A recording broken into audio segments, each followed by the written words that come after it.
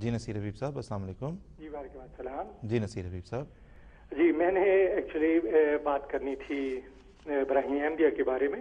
جی آپ نے پچھلے پروگرام میں بھی اس کے بارے میں میں صرف اس کا کانٹیکسٹ بیان کرنا چاہتا ہوں کہ جس موقع پہ یہ کتاب آئی ہے کہ کیا تھا اس وقت کہ یورپ کا پورا جو ڈومینیشن تھی، ان کی جو غلبہ تھا وہ پوری طرح ظاہر ہو گیا، نہ صرف سیاسی نہ صرف علمی بلکہ اقلیت کا سکہ ہر طرف رائج الوقت تھا۔ اور اب یہ یورپ کا یہ جو کلچر تھا یہ کہہ رہا تھا کہ اب ہماری ٹرم پہ کوئی تہذیب زندہ رہے گی تو جو ٹرم ہم بتائیں گے اس تہذیب اس ٹرموں پہ زندہ رہے گی، ہماری شرائط پہ تم زندہ رہو گے اور کوئی نہیں۔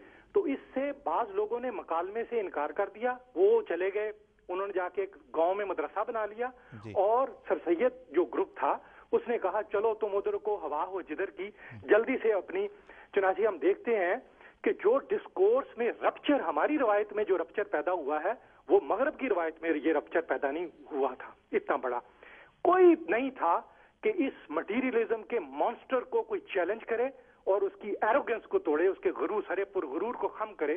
یہ حضرت صاحب تھے، وہ باہر آئے اور یہ براہین احمدیہ جو کتاب اس وقت آئی ہے وہ مشرق کی اندھیری رات میں جیسے ید بیضا شانہ بام پہ دمک اٹھا ہو ایسے نکلی ہے۔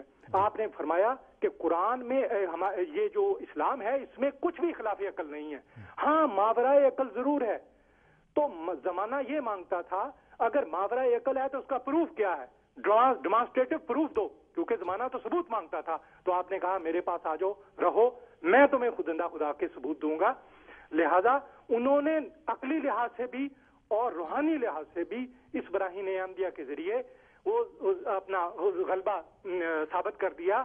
گویا تیری نگاہ ناز سے دونوں مراد پا گئے، عقل غیاب و جستجو، عشق حضور و احترام۔ شکریہ۔ جی نصیر حبیب صاحب بہت شکریہ، جزاک اللہ۔ نصیر حبیب صاحب تاریخی پس منظر کچھ بتا رہے تھے، اس وقت کا کانٹیکسٹ کیا تھا جس وقت براہین احمدیہ منظر عام پہ آئی۔ نصیر حبیب صاحب تاریخ کے لیکچرر ہیں، اس لحاظ سے نظر ہے ان کی تاریخ پر، اس حوالے سے وہ بات کر رہے تھے۔